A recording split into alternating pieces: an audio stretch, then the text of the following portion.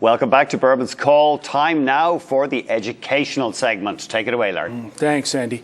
You know, the mutual fund industry, no one in particular, but the industry per se, when the markets are falling, they send out email to all the advisors in Canada. And what they do is they say, buy and hold. Don't worry, it'll always come back. Why?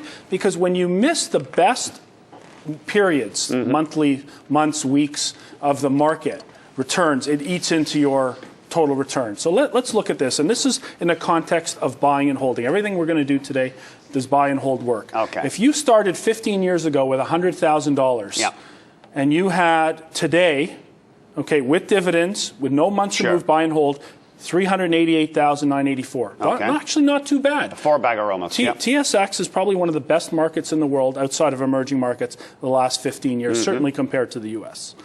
If you took out the best 6 months, your return is almost halved. Even if the best 1 month return is taken away.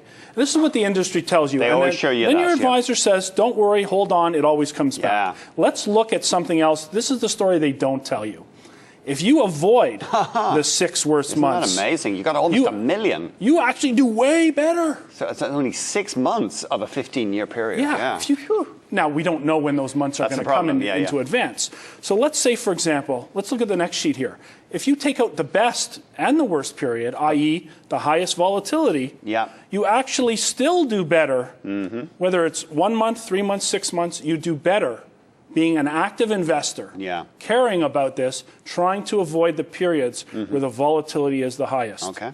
Very, very interesting. Let's look at this study because volatility is critical here. And I should say, Miles CLYNE, that data is from Miles CLYNE, and he's an advisor I work out with out in BC, and he's done some terrific work in this area.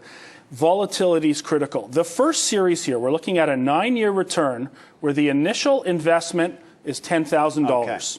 Okay? And so after the 9 years, the return in year 1, 4, and 7, very good, 45%. In 2, 5, and 8, 10% stable, and periods of high losses. Super volatile. Super volatile, but the average return in that period was 10%. Okay. Okay? So your return would have been 17,000, about 70% over these 9 years. A lot of angst along the way. Right. So let's say now there was no volatility in returns and they were smoother over time. Lower volatility. That steady return would have netted you an extra 37.75% over the volatile. Over the volatile period. Now, 10% is pretty good. Everyone would be happy generally with 10%, wouldn't they? 6.25%, not so happy, but look what it does. So if your average return was stable over those 9 periods at only 6.25%, you still would have been slightly better than having a 10% return over the period, but with all the volatility. Losses kill you, I guess. The losses kill you. The volatility kills you. So the idea being, be active, put in stops, avoid the most volatile period. So I added this study here, this last piece we're going to look at here, and I went back on the S&P 500 to 1927, and I looked at the average daily move, the average weekly, quarterly, or monthly, quarterly, and yearly. So on average, it's a coin flip. 52% of the time, markets are up on a daily basis versus unchanged or down. Okay. As you go out in time, obviously that improves. But even on a year-to-year basis, 2 out of 3 years are up and 1 is down in terms of your return. Andy, the markets are volatile. We want to try to smooth that out a little bit. That's pretty high. 1 in 3 years is down. The more you go out in time, the more volatile this is. So let's plot this on a risk-return basis. Let's bring up the last chart here. We're plotting the percentage of time in the market that you're right versus the risk, the amount of volatility associated with the longer holding periods. Okay, so we have 1 week,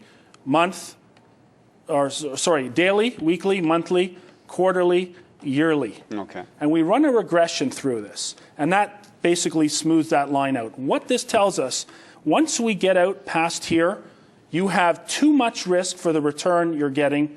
If you're too short, i.e. a day trader, day to week, you don't get enough bang for your buck. The ideal hold time for the 80 years of S&P history is about 1.5 months, where your risk that you're in the market for versus the number of times you're going to be right is optimized, is about 1.5 months. So it tells you buy and hold adds to the volatility of your returns, and where being an active trader helps smooth your equity curve over the long run. Interesting, but of course the fund industry, they're like a casino. They'd rather you just let your money ride. Well, sure, because if you sold, they don't get their, fee. Their management fees. That's very interesting, and certainly on the fact that losses kill you, and the pros will say that. They do, and this is why there's been a big move to the discount brokers. It's hard to figure out when these periods are, though, Andy. It really is. Good stuff. That's all we have time for. We'll be back with Berman's Call 11:30 next Monday. Thanks for watching.